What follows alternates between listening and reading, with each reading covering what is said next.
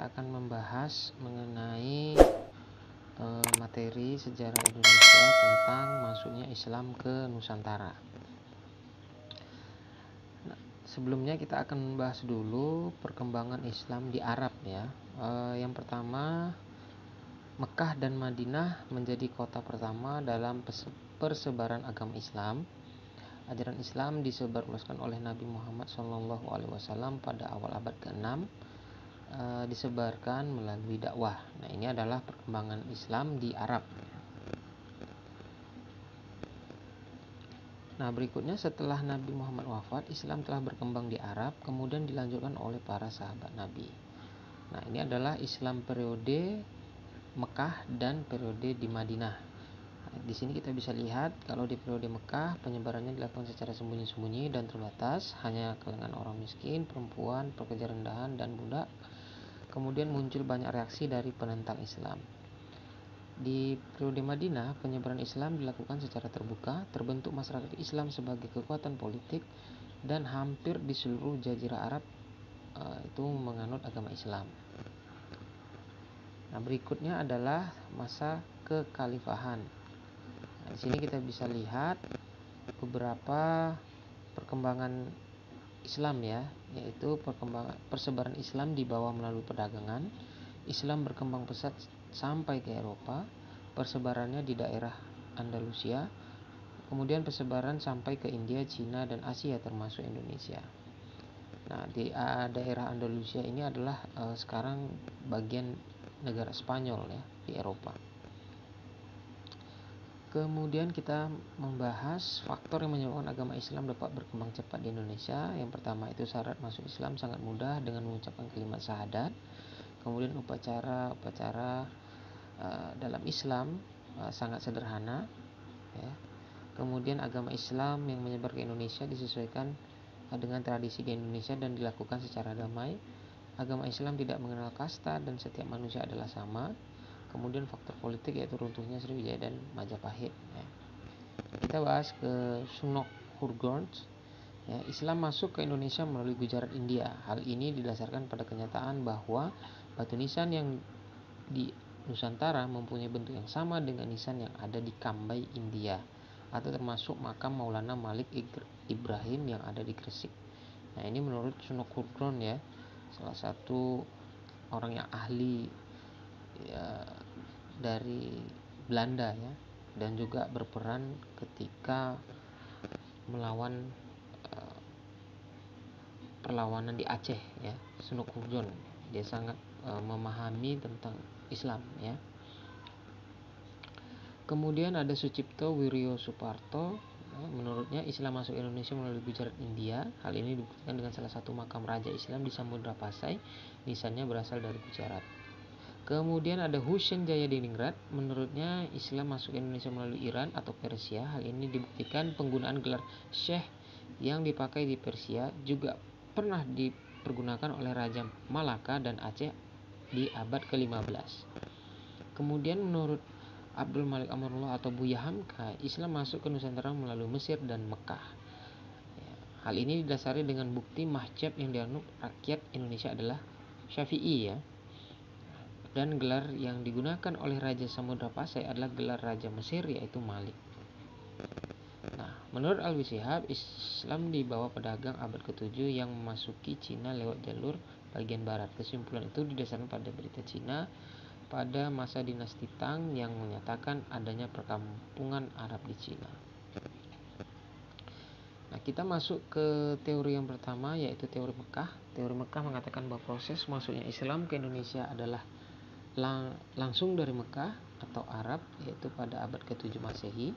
Teori ini dikemukakan oleh Hamka. Hamka mengemukakan pendapatnya ini pada tahun 1958 saat orasi yang disampaikan pada Dis Natalis ya, Perguruan Tinggi Islam Negeri atau PTIN di Yogyakarta. Ia menolak seluruh anggapan para sarjana barat yang mengemukakan bahwa Islam datang ke Indonesia tidak langsung dari Arab. Berikutnya yang kedua adalah teori Gujarat. Nah, teori Gujarat mengatakan bahwa proses kedatangan Islam ke Indonesia berasal dari Gujarat pada abad ke-7 Hijriah atau abad ke-13 Masehi. Menurut Pijnapel, bukanlah dari orang Arab langsung, melainkan pedagang Gujarat yang telah memeluk Islam dan berdagang ke dunia timur termasuk India. Teori ini dipelopori oleh P. Snapel, Snooker Jones, dan J.P. Mukweta. Berikutnya teori Persia. Teori Persia mengatakan bahwa proses kedatangan Islam ke Indonesia berasal dari daerah Persia atau Parsi, ya kalau sekarang Iran ya, negara Iran. Nah, pencetus dari teori ini adalah Hussein Jayadiningrat. Kesamaan budaya dan tradisi yang berkembang antara masyarakat Parsi dan Indonesia. Ini adalah faktornya ya, kenapa ada persamaan ya dengan di Iran. Kemudian tradisi tersebut antara lain tradisi merayakan 10 Muharram atau Asyura sebagai hari suci kaum Syiah atas kematian Husain bin Ali. Kemudian persamaan ajaran Syekh Siti Jenar dari Jawa Tengah dengan ajaran Sufi Al-Hajj dari Persia. Berikutnya, ini ada teori dari Cina ya, yaitu yang dikemukakan oleh Sumanto Al-Qurtubi dalam bukunya Arus Cina Islam Jawa, menyatakan menurut kronik masa dinasti Tang di tahun 618 sampai 960 di daerah Kanton ya, di Jiangzhou, Guangzhou dan pesisir Cina bagian selatan telah terdapat sejumlah pemukiman Islam. Bahkan menurut sejumlah sumber lokal tersebut ditulis bahwa raja Islam pertama di Jawa yakni Raden Fatah dari Bintoro Demak merupakan keturunan Cina. Bukti-bukti lainnya adalah masjid tua yang bernilai arsitektur Tiongkok yang didirikan oleh komunitas Cina di berbagai tempat terutama di Pulau Jawa.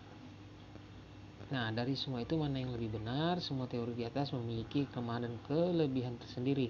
Tidak ada kemutlakan dan kepastian yang jelas dalam masing-masing teori tersebut. Meminjam istilah dari Profesor Azim Adi Arja ya, cendekiawan Islam, ahli sejarah Islam. Sesungguhnya kedatangan Islam ke Indonesia datang dalam kompleksitas. Artinya tidak berasal dari satu tempat, peran kelompok tunggal dan tidak dalam waktu yang bersamaan. Nah, bukti-bukti awal masuknya Islam di Indonesia ada dari berita dari Arab, berita dari Marco Polo ya, kemudian makam Sultan Malik Al-Saleh, berita dari Ibnu Battuta, kompleks makam Islam, berita dari Mahwan, makam Maulana Malik Ibrahim, kemudian batu nisan Fatimah binti Maimun. Nah, berikutnya proses masuk Islam dan berkembangnya agama Islam di Indonesia. Nah, di sini ada beberapa pendapat. Yang pertama, Islam masuk ke Indonesia abad ke-7 didukung oleh Dr. Hamka, Zainal Arifin Abbas, Dr. Junaid Pariduri, dan berita Cina zaman dinasti Tang. Yang kedua, Islam masuk ke Indonesia abad ke-11. Pendapat ini didasarkan adanya makam Fatimah binti Maimun di Leran Gresik berangka tahun 1082 Masehi. Yang ketiga, Islam masuk ke Indonesia abad ke-13. Pendapat ini berdasarkan bukti adanya catatan perjalanan Marco Polo yang menerangkan bahwa ia pernah singgah di Perla pada tahun 1292 Masehi dan berjumpa dengan orang-orang yang telah menganut agama Islam. Yang kedua, ditemukannya nisan makam Raja Samudra Pasai Sultan Malik Al-Saleh berangka tahun 1297 Masehi. Yang keempat, pendapat ini didasarkan pada berita Mahuan yang pernah singgah di Gresik tahun 1416. Di situ Mahuan melihat sudah banyak yang masyarakat memeluk agama Islam.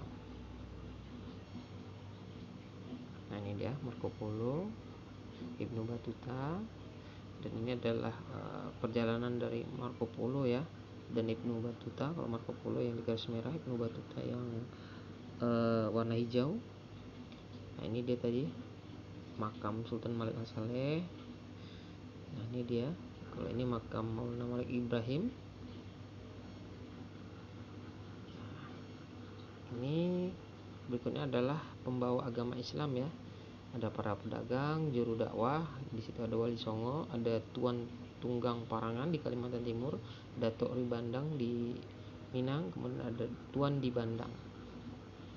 Nah, ini tentang saluran penyebaran Islam. Yang pertama, dari wilayah Persia menyebar ke timur melalui jalan darat Pakistan, Afghanistan, dan Gujarat, kemudian melalui laut menuju Indonesia. Yang kedua, melalui jalur tengah melalui bagian barat lembah Yordania dan di bagian timur melalui semenanjung Arabia. Yang ketiga, melalui jalur selatan yang berpangkal di wilayah Mesir.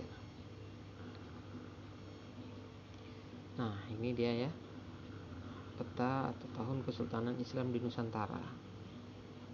Ya, ini menjelaskan bagaimana kesultanan yang ada di Nusantara yang sudah memeluk Islam, ya. Ada Aceh, ada Mataram, ada Makassar, Demak. Ini cara penyebaran agama Islam di Indonesia, ada melalui perdagangan, perkawinan, tasawuf, politik, pendidikan, dan kesenian.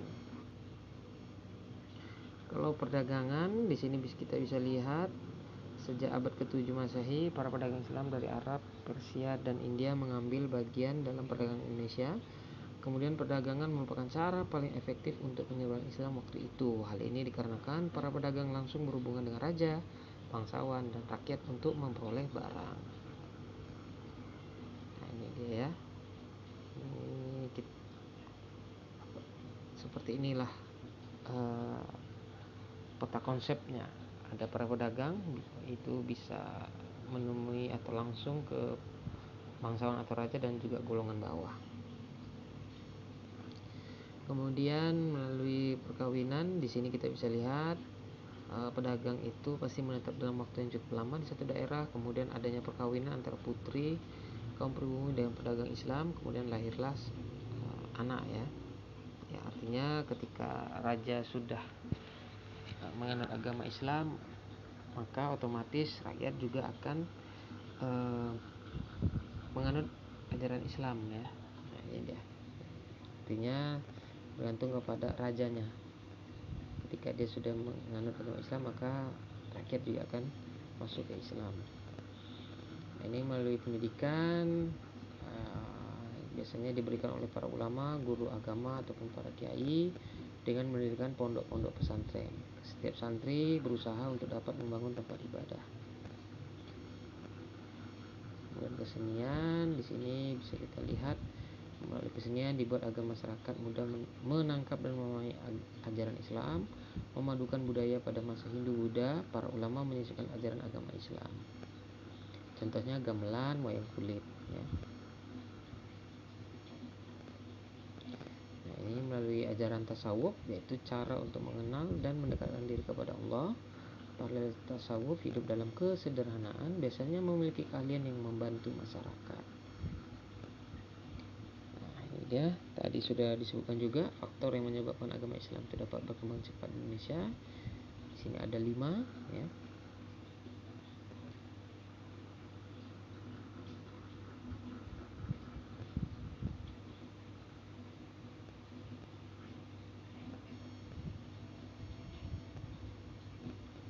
Dan ini adalah penjelasan mengenai materi tentang masuknya Islam ke Nusantara. Ya, semoga bermanfaat. Jangan lupa untuk di like, comment, share, dan subscribe. Terima kasih.